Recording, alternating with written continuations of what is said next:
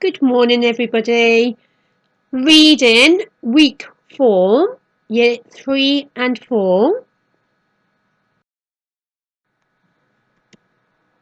So this is lesson 4 and the lesson focus today.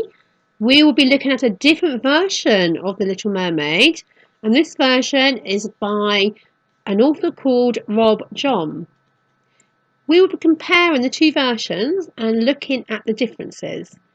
You will then decide which version you like best, and you would need to give reasons why.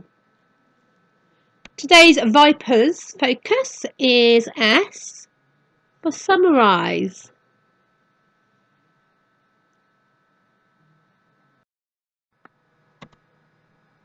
Your lesson objective for today is to develop positive attitudes to reading and an understanding of what is read by discussing words and phrases that capture the reader's interest and imagination. Success criteria. I can compare two versions of a fairy tale. I can also explain any variations within both texts. I can even give my opinion on which version I prefer. Vocabulary slides. Any vocabulary that you do not understand, you can use the following website. For people-friendly definitions, use co-build definitions. We are now going to summarise what's happened in the extract from The Little Mermaid. This is going to be learning activity 1. And by now you should be very familiar with the text. So I would like you to complete the worksheet without referring back to the text. You should know the events, the sequence of the events. So the task will be to put the events in order. I have done the first one for you. So reading through these events, the Sea Queen dies is the first thing that happens. You now need to decide what happens after this. What's the next event that happens when you read the extract? When you decide, put number 2 and so on.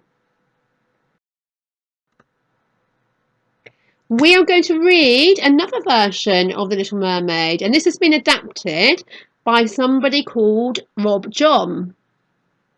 Let's have a look. So I'm going to read it to you. A long time ago, in a beautiful world under the sea, there lived merpeople. Merpeople were strange, magical creatures with bodies like you and me, but long fishes' tails instead of legs. Although merpeople were happy in their undersea kingdom, sometimes just for fun they would swim up to the surface and take a look at our world. Sometimes they would see human beings sail past on their great ships and say, what strange lives those humans lead. The king of the merpeople had 6 mermaid daughters. All were very beautiful, but the loveliest was the youngest. Not only was she beautiful, but the Little Mermaid had the best singing voice of all the merpeople. When the Little Mermaid sang, everyone would stop what they were doing and listen. Even the fishes seemed to swim more slowly, as if they too were enjoying her singing. Mermaids were not allowed to go up to the surface to see the world of human beings until they were 15 years old, and each sister on her 15th birthday swam up to see our world for herself.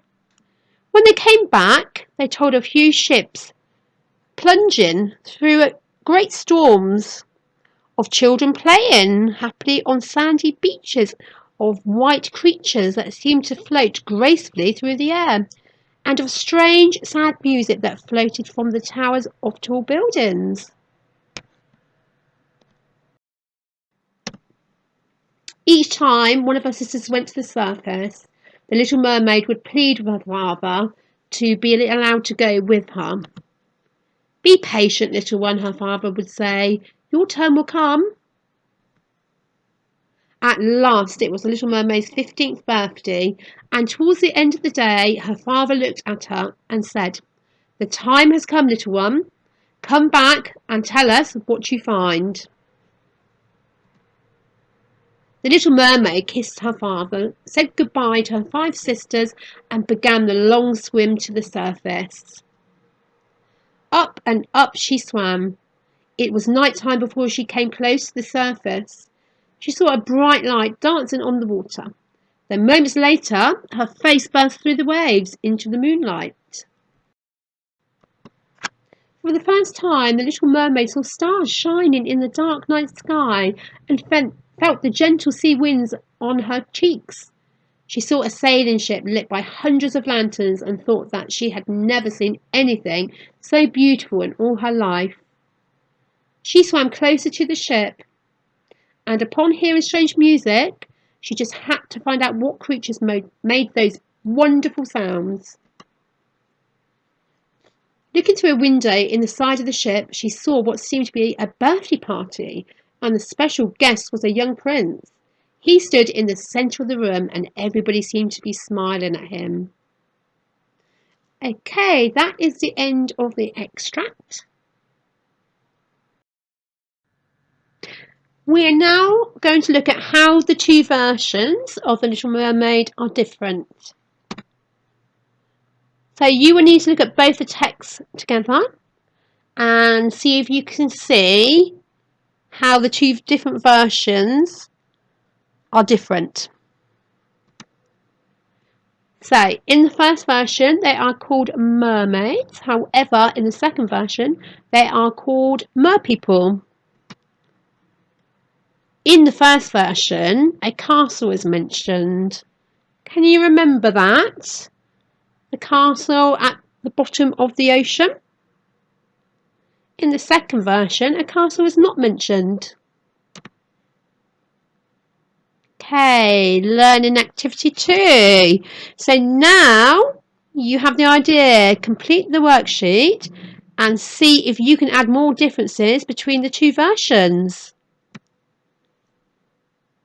Once you have completed this, give your opinion on which version you like best. And why do you like that version best?